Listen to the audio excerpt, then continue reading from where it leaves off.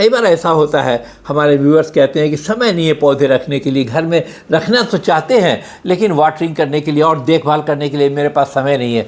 तो उन्हीं लोगों के लिए ख़ास तौर पे मैं एक ऐसा प्यारा सा पौधा लेके आया हूँ आज, जिसका नाम है पिपरोमिया। इस पिपरोमिया पौधे को इंडोर में आप थोड़ा सा ब्राइट लाइट में रखिए और अपने घर के चारों तरफ कितना प्यारा सा एक लहर सी दौड़ जाएगी आपके। ये देखिए पिपरोमिया, इसके बारे में सारी बातें करेंगे। इस पौधे को हम कैसे लाएं नर्सरी से, कैसे लगाएं और रखरखाव क्या करें, इसको पानी कितना दें, इसको खाद कब दें, इसकी मिट्टी कैसी हो। इस वीडियो में हम ये सारी जानकारी आपके साथ शेयर करेंगे और प्रयास करेंगे आपके हर उन प्रश्नों का उत्तर भी इसमें हो जो पिपरोमिया से संबंधित है, जिसके बारे में शायद आप न जानते हो।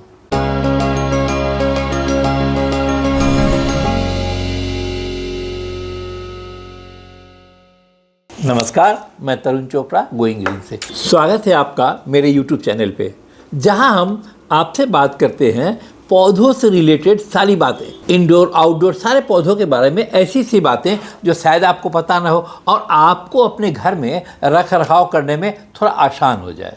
आज मैं जिस पौधे के बारे में बात कर रहा हूँ यह पिपरोमिया है। पिपरोमिया ऐसे तो कई कलर में आते हैं, मेरे पास दो, एक वेरीगेटेड में ये रेड लीव्स वाले हैं, ये ग्रीन्स वाले हैं वेरीगेटेड वाले। इसके प्लेन ग्रीन भी आते हैं जिसकी पत्तियां बिल्कुल ग्रीन होती है। बने रहिएगा मेरे साथ पूरे वीडियो में, स्किप ना कीजिएगा।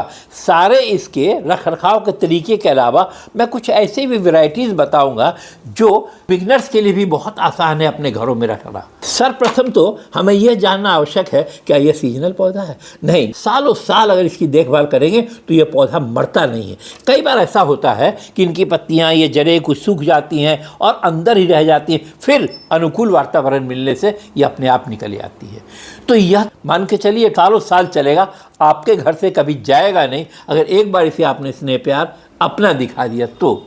यह भी जानना आवश्यक है कि यह पिपरोसी परिवार का सदस्य है और लगभग 100 वैरायटी इसकी दुनिया भर में फैली हुई हैं। मेरे पास आज दो है, इसके ग्रीन भी आते हैं। इस पौधे की खास बात, खास पहचान, एक तो ये छोटा सा पौधा होता है प्यारा सा और चौड़ाई में ज़्यादा बढ़ता है, लंबाई भी बढ़ती है लेकिन चौड़ाई में बढ़ता है, बूसी बूसी सा हो जाता है, गमला पूरा भरा हुआ। देखिए कैसे गमला पूरा भरा हुआ है। इस पौधे की खासियत यह है कि इंडोर में बहुत अच्छा ये बढ़ जाता है। इस पौधे को बहुत ज़्यादा धूप भी नहीं चाहिए और ख़ास बात यह पानी भी इसे बहुत ज़्यादा नहीं चाहिए होता है। और डेकोरेशन तो इसका ऐसा है, सजावट इस पौधे की ऐसी एकदम ऑर्नामेंटल पौधा, जैसे आर्टिफिशियल पौधा होता है उस तरह का लुक देता है ये पौधा।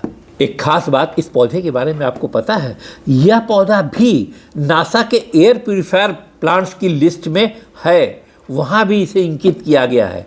आप इस कारण भी इस पौधे को आप घर में रख सकते हैं। यह पौधा फॉर्मल्डिहाइड जैसी हानिकारक तत्वों को हवा से सोख करके आपको अच्छी हवा, शुद्ध हवा आपको देता है रहने के लिए। कमरे की हवा में मौजूद वो दूषित कण जो हमारे स्वास्थ्य के लिए हानिकारक है, उसे भी ये शोषित करता है। तो हुई ना एक पौधे से कितनी बातें, ऑर्नामेंटल है, कम देख रेख है, पानी कम चाहिए, धूप कम चाहिए और सबसे बड़ी बात कि हवा को शुद्ध करने वाला एक पौधा अगर आपके घर में, कमरे में है तो क्या ही मज़ा है। इस पौधे का कलर, इस पौधे का ये वेरिएशन जो है दो कलर में, देखिए ये दो कलर में, ये सब इतना प्यारा लगता है और इसका टेक्सचर, ये सब चीज़ें कुल मिला के ऐसी हो जाती हैं कि आपके इंडोर में रखने के लिए परफेक्ट और एग्जीक्यूटिव प्लांट लगता है देखने में। फेंग शुई में और वास्तु में कहा गया है कि यह पौधा बैड एनर्जी को एब्जॉर्ब कर लेता है और जहाँ इस पौधे को आपने लगा रखा है, घर में, ऑफिस में, कार्यालय में, पॉजिटिविटी को बढ़ाता है, वहाँ रिलेशनशिप्स को हार्मोनाइज करता है। अगर हम बात करें खास तौर से इसके लिए कैसी रोशनी, कैसी धूप चाहिए, देखिए इनडायरेक्ट सनलाइट इसको मिलेगी तो अच्छा है, कमरे के अंदर ब्राइट लाइट मिलेगी, आर्टिफिशियल ब्राइट लाइट तो भी यह अच्छा है। हर धूप में, गर्मियों में इसकी पौधे की सेहत अच्छी नहीं रहती है, वहाँ से इसे बचाइए। नॉर्थ फेसिंग या ईस्ट फेसिंग विंडो में इसे रखिए, वहाँ सुबह और शाम की थोड़ी हल्की धूप आती है, इससे अच्छा लगता है। आर्टिफिशियल ग्रो लाइट भी आजकल मार्केट में है पौधों के लिए खास तौर से, वह भी इनके आसपास अगर लगाइएगा तो भी यह पौधा आपका हेल्दी बना रहेगा। अगर हम बात करें इस पौधे को पानी कैसा चाहिए, देखिए गर्मियों में तो 1-2 बार हफ्ते में पानी चलता है, सर्दियों में देख करके वाटरिंग कीजिए कि ज़्यादा वाटरिंग किया और इस पौधे को नुकसान देता है तो वहाँ इसे बचाइए। एक बार फिंगर टिप्स से देख लीजिए कि पानी इसमें कितना है और फिर इसमें आप हल्का हल्का वाटरिंग कीजिए। इसका एक विकल्प और भी है, बड़े से बर्तन में, एक ट्रे में आप पानी रख दीजिए, उसमें इस पॉट को रख दीजिए। यह भी एक विकल्प है। नीचे से जो ड्रेनेज होल है, इससे ये पानी एब्जॉर्ब कर लेता है इसकी मिट्टी और पौधे को मिल जाता है। ओवर वाटरिंग से बचता है। ऐसा हो जाने के बाद फिर पौधे को आप जहाँ रखना है वहाँ रख दीजिए। अंडर वाटरिंग भी नहीं होनी चाहिए। अंडर वाटरिंग से भी पौधा मरता है। अगर इस पौधे की पत्तियां सिकुड़ रही हैं, कमज़ोर से दिख रही हैं अथवा कर्ल हो रही हैं, तो आप मान के चलिए अंडर वाटरिंग है। इसको पानी की मात्रा देख करके बढ़ा दीजिए। देखिए कि इस पौधे की मिट्टी अगर सूख रही है तो पानी दीजिए, अन्यथा बचाइए थोड़ा पानी से। अगर आपके पौधे की पत्तियां पीली पड़ रही हैं, आपके इसके गमले के पॉट से किसी तरह का गंध आ रहा है, या कई बार ऐसा भी देखा गया पत्तियां आपकी नरम सी हो रही हैं, अजीब सी, तो ये सारे सिम्टम्स हैं कि ओवर वाटरिंग हो रही है। देखिए, कृपया ओवर वाटरिंग से बचाइए पौधे को। एक और ख़ास बात इस पौधे के बारे में पता है, इस पौधे की पत्तियों में पानी स्टोरेज हो जाता है, जो ये पौधा खुद ही करता है, और उससे भी कई हफ्तों तक यह पौधा उस पानी से भी जीवित रहता है। इसे पता होता है कि मैंने पानी स्टोरेज कर रखा है और कब किया और कब तक ये पानी से हम जीवित रहेंगे। यह मेमोरी स्टोरेज की एक बात है जो इस पौधे में होती है खास तौर से, और इसी वजह से इसे मेमोरी लीफ प्लांट भी कहा जाता है। क्योंकि अद्भुत बात यह है कि यह पौधा याद रखता है कि हमें पानी कब मिला था। अगर हम बात करें इस पौधे के लिए मिट्टी कैसी चाहिए, देखिए, नरम मिट्टी तो ये पसंद करता है, थोड़ी सौगी सी पसंद करता है, लेकिन कीचड़ की तरह गीली मिट्टी इसे पसंद नहीं है। इस पौधे की मिट्टी में आप 40% तो कोकोपीट मिलाइए। अगर आपके आसपास कहीं कोकोनट हस्क मिल रहा है तो वह भी मिला सकते हैं, तो कोकोपीट मिलाइए 30% और 10% आप मिला दीजिए कोकोनट हस्क। इस तरीके से कोकोनट हस्क मिलता है, यह भी आप इसमें मिलाएं। अगर आपके आसपास कहीं मिल जाए परलाइट, 25-30% परलाइट भी डालिए इसमें, क्योंकि वो परलाइट इसकी जड़ों को तो पानी नरम देगा, लेकिन एक्स्ट्रा वाटर निकल जाएगी, तो वो परलाइट भी इसके लिए फ़ायदेमंद है। अब जो आपके आसपास गार्डन सॉइल मिलती हो, 20% वो मिलाइए और 10% ही कंपोस्ट मिलाइए। वर्मी कंपोस्ट मिला सकते हैं, आपके घर में कोई कंपोस्ट वो मिला सकते हैं, अपना घर का बनाया हुआ कंपोस्ट है वो मिला सकते हैं। काऊ डंग कंपोस्ट की मैं कई बार सिफारिश नहीं करता हूँ, इसलिए कि कई बार शहरी क्षेत्रों में वो पुराना गोबर का खाद, जो सड़ा हुआ होता था गोबर का खाद, वो नहीं मिल पाता है। अगर आपके माली भैया ने कहीं कच्चा गोबर का खाद ला के दे दिया और उसमें मिलाया, तो उसमें बैक्टीरिया इन्फेक्शन होने के चांसेस होते हैं, तो उससे कृपया बचें। आपने घर में बनाया है कंपोस्ट, अच्छा है, वो डालिए। थोड़ा जब इसकी रिपोर्टिंग करें या ऐसे पॉट को ला कर लगाएं, इस जो सॉइल स्ट्रक्चर मैंने बताया है, अगर उसमें आप ला करके किसी पॉट को लगा रहे हैं तो उसमें 1-2 ग्राम हल्का चुटकी एक पॉट के हिसाब से कोई भी फंगिसाइड जो आपके आसपास मिलता हो वह जरूर डालिए, और एक पॉट के अनुसार 2-4 ग्राम इप्सम साल्ट अगर मिल जाए आपके पास बेहतर है। जड़ों को मजबूत करेगा, प्लांट को ग्रोथ में सहायता करेगा। इतना ही मिला के इसका प्यारा सा एक सॉइल स्ट्रक्चर बनाइए और फिर इस पौधे को उस सॉइल स्ट्रक्चर में लगाइए, और देखिए पौधा आपका खिला खिला रहेगा और कहेगा वाह जी वाह, आज तो मज़े ही आ गए। हाँ, इतना कुछ अगर आपके पास है तो ठीक है, ऐसा ही सॉइल बनाइए। अन्यथा रेडी टू यूज़ सॉइल भी गोइंग ग्रीन्स की साइड पे आपको मिलेगा, Going Greens premium potting mix, यह भी आप प्रयोग कर सकते हैं। इससे भी पौधा आपका अच्छा चलता है। अगर हम बात करें इस पौधे को फर्टिलाइज़र कैसा चाहिए, देखिए बहुत हैवी फर्टिलाइज़र इस पौधे को नहीं चाहिए, यानी फर्टिलाइज़र के लिए बहुत भूखा नहीं है पौधा। जब आपने गार्डन सॉइल बनाया था उसमें फर्टिलाइज़र आपने डाला ही डाला था। अब जब आपके पास 2-3 महीने के बाद अगर सीवीड एक्सट्रैक्ट का लिक्विड आपके पास मिल जाए, 5 ml 1 लीटर पानी में डाल के इनकी जड़ों में यूँ पत्तियों में थोड़ा थोड़ा स्प्रे कर दें, इस पौधे को यही काफ़ी है। तो आपने देखा फर्टिलाइज़र कितना कम देना है। 50-60 दिनों के बाद सीवीड एक्सट्रैक्ट का लिक्विड, वर्मी कंपोस्ट अगर डालना चाहते हैं और इसके पॉट में जगह है तो थोड़ा वर्मी कंपोस्ट डालें, अथवा वर्मी कंपोस्ट की टी बना के भी आप डाल सकते हैं इसमें, वह भी फायदेमंद है। ध्यान रखने की बात यह है कि बहुत ज़्यादा इसे फर्टिलाइज़र पसंद नहीं है, तो हर समय आप फर्टिलाइज़र लेके न रहना इसके पास, अन्यथा ये पौधा खराब हो सकता है, इनकी पत्तियाँ सड़ सकती है। और एक बात, मानसून के समय इस पौधे को फर्टिलाइज़र की बिल्कुल आवश्यकता नहीं है। जब मानसून शुरू हो जाए, आपको आसार हो कि इससे मानसून शुरू होने वाला है, उससे कुछ दिन पहले या लगभग आप अप्रैल मई में इसे थोड़ा फर्टिलाइज़र दे सकते हैं। उसके बाद फिर पूरा मानसून बरसात में कोई फर्टिलाइज़र देने की आवश्यकता है नहीं। अगर हम बात करें इस पौधे को टेम्परेचर क्या अच्छा लगता है, इस पौधे को 18 डिग्री से लेकर 30 डिग्री तक का क्लाइमेट बहुत अच्छा लगता है। इससे ज़्यादा या इससे कम अगर होता है टेम्परेचर तो पौधे को तकलीफ होती है। आपके तरफ जहाँ इस पौधे को रखा है वहाँ ड्राई एयर है तो पौधे की पत्तियाँ झुलस जाएंगी, क्रिस्पी सी हो सकती है। गर्म हवा से इस पौधे को बचाइए। हाँ, बीच बीच में इस पौधे की पत्तियों पर आप पानी का स्प्रे भी कर सकते हैं। 15-20 दिनों के बाद एक बार इसकी पत्तियों पे आप पानी का स्प्रे करें।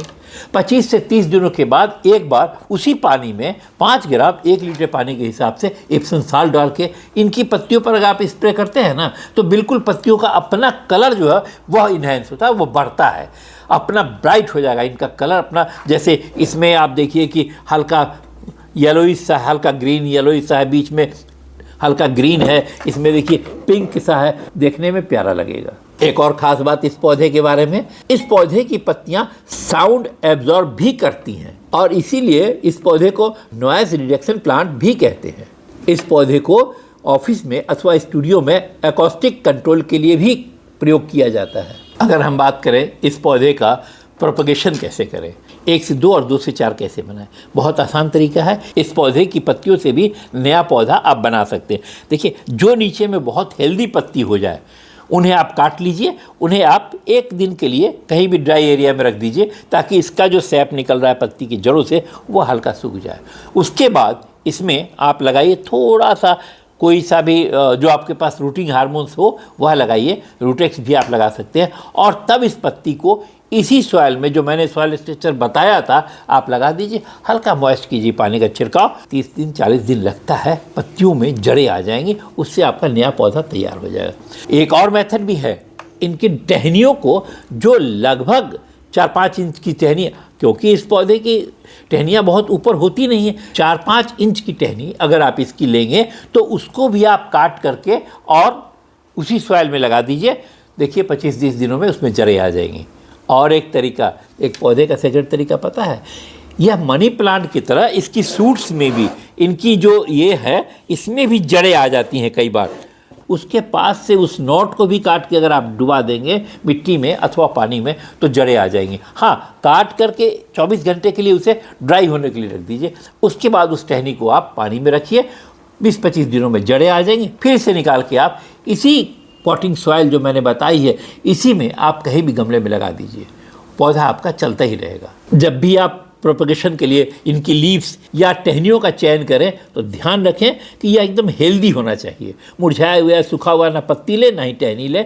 आप प्रोपगेशन के लिए तैयारी करेंगे तो पौधा आपका जल्दी अच्छा बनेगा। इस पौधे को अगर आप अच्छी तरह देख रेख करें तो इनकी पत्तियों से भी, डंडियों से भी, पानी में इसे आप उगा सकते हैं, प्रोपगेट कर सकते हैं और पानी में भी रख करके इस पौधे को आप जीवित रख सकते हैं। लेकिन उसके लिए खास टिप्स होगा कि पानी को बदलें, साफ़ रखें, पॉट को साफ़ रखें। ये सब प्रक्रिया आपको करनी होगी। देर लगेगा, मेहनत लगेगी, समय लगेगा। बेहतर है कि जो सॉइल स्ट्रक्चर आपको मैंने बताया उसी में इसे आप लगाएं।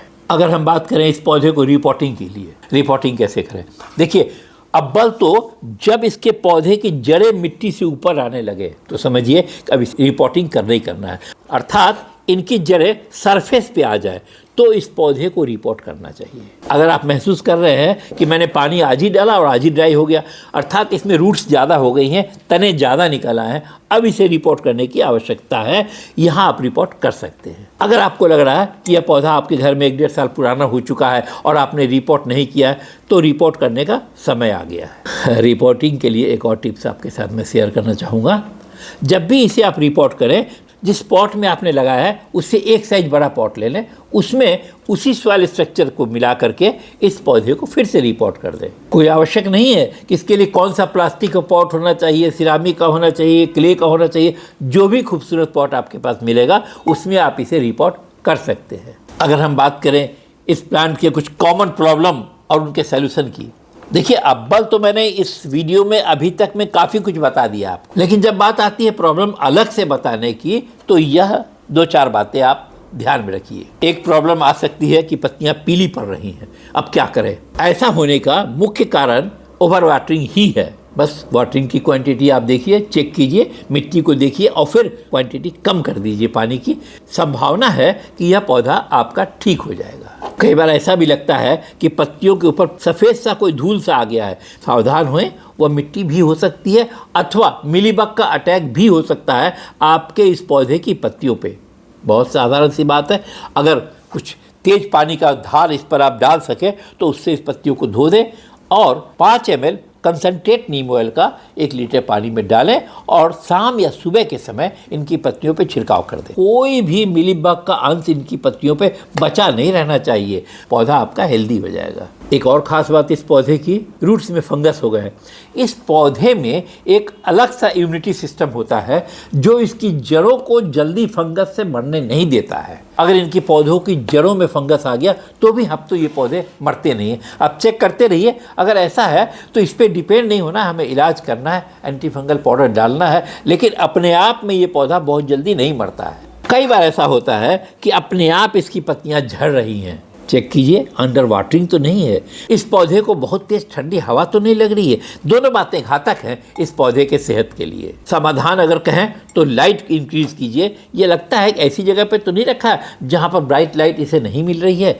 और वाटरिंग को चेक कीजिए कि कहीं ज़्यादा या कम तो नहीं कर रहे हैं। अगर ऐसा है तो उसे सुधार लीजिए, आपका पौधा वाह वाह कहेगा आपको, थैंक्स कहेगा आपको। कई बार ऐसा होता है कि मैं पौधा तो ला के लगा रहा हूँ और मुझसे कई मेरे व्यूअर्स पूछते भी हैं कि सर मेरे पौधे में ग्रोथ बहुत कम हो रहा है। अगर इस पौधे में ऐसा होता है कि ग्रोथ कम है, आपको लग रहा है कि मैंने महीनों से इस पौधे को देखा है, इसमें एक भी नई पत्ती नहीं आ रही है, तो क्या कारण है? लाइट कम मिल रहा है इसे। आपने कहीं ऐसी जगह तो नहीं रख दिया जहाँ बहुत ही कम रोशनी आ रही हो? थोड़ा इसको शिफ्ट कीजिए ऐसी लाइट में, जैसी लाइट मैंने आपको बताई है, ब्राइट इनडायरेक्ट लाइट, ब्राइट हो लेकिन डायरेक्ट सनलाइट ना हो, वैसी जगह पे इसे ट्रांसफ़र कीजिए, आपका पौधा हेल्दी हो ही जाएगा। अब अगर हम खास तौर से पिप्रोमिया की बात करें, इसकी ग्रोथ थोड़ी हम फास्ट कैसे कर सकते हैं, इन्हीं सब तरीकों से जो मैंने आपको पहले बताया, फिर से एक बार मैं रिपीट करता हूँ। इसके लिए ब्राइट इनडायरेक्ट सनलाइट रखिए इसे, फर्टिलाइज़र भी इसे हल्का माइल्ड फर्टिलाइज़र चाहिए। जैसा मैंने बताया 30-35 दिनों से लेकर 40 दिनों के बाद एक बार लिक्विड फर्टिलाइज़र दीजिए इसे। जैसा मैंने आपको बताया था इसी तरह का सॉइल स्ट्रक्चर इसके लिए बनाइए। इनकी पत्तियों को, इनकी जड़ों को थोड़ा मॉइस्ट रखिए, इनकी पत्तियों को भी थोड़ा सा भींगा भींगा सा अच्छा लगता है। इनकी पत्तियों को क्लीन रखने का प्रयास करें। जैसे कभी कभी आपने पानी का छिड़काव कर दिया, कभी आपने कोई लिक्विड फर्टिलाइज़र का छिड़काव कर दिया। जब इनकी पत्तियां साफ़ रहेंगी तो एक तो इसी तरह चमकती रहेंगी, आपका घर और चमकता हुआ दिखेगा। दूसरा, जब पत्तियां साफ़ रहेंगी तो इसे फोटोसिंथेसिस करने में आसान हो जाएगा। फोटोसिंथेसिस वह क्रिया है जो पत्तों के माध्यम से प्लांट करते हैं और उसी से इस प्लांट को भोजन मिलता है। यानी धूप की रोशनी इनकी पत्तों पर पड़ती होगी, कोई और रोशनी पड़ती होगी, इससे इस प्लांट की बढ़त अच्छी होती है।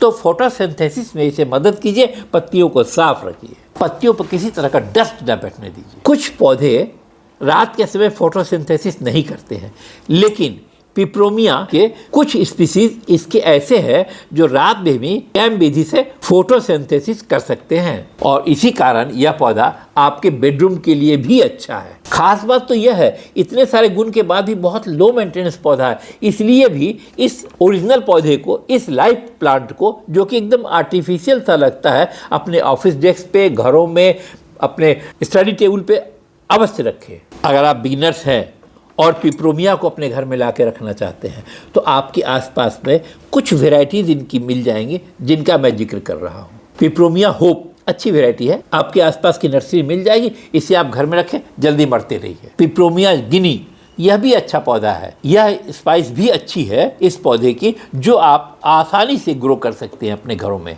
पिप्रोमिया ग्रीन बहुत कॉमन वेराइटी है, आसानी से मिल जाएगी और आपके घर आंगन में बहुत जल्दी फूले फलेगा, बढ़ेगा बहुत जल्दी, ग्रोथ इसकी भी बहुत तेज है।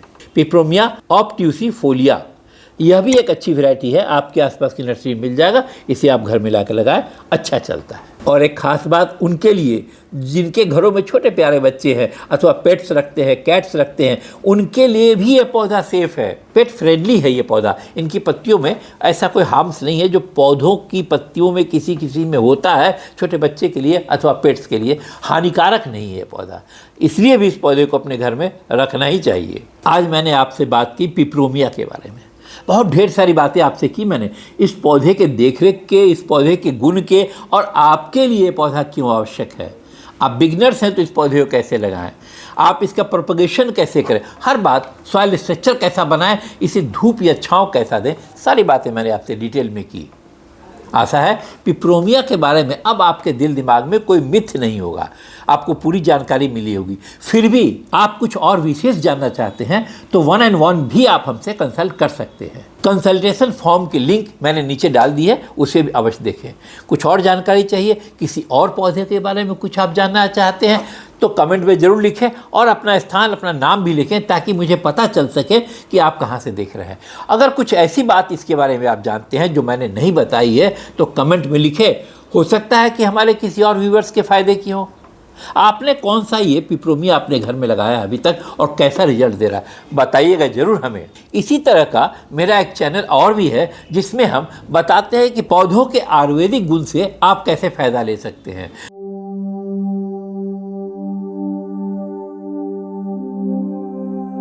अगर आपको किसी पौधे के बारे में यह जानना है कि इस पौधे के आयुर्वेदिक गुण क्या है और इसका प्रयोग क्या है तो कृपया तरुण ग्रीन वेदा नाम से मेरे YouTube चैनल को अवश्य देखें। गुड लक, बहुत बहुत धन्यवाद आपका मेरे साथ पूरे वीडियो बने रहने के लिए। बहुत जल्द मिलते हैं हम आपसे अपने नए और अगले वीडियो में।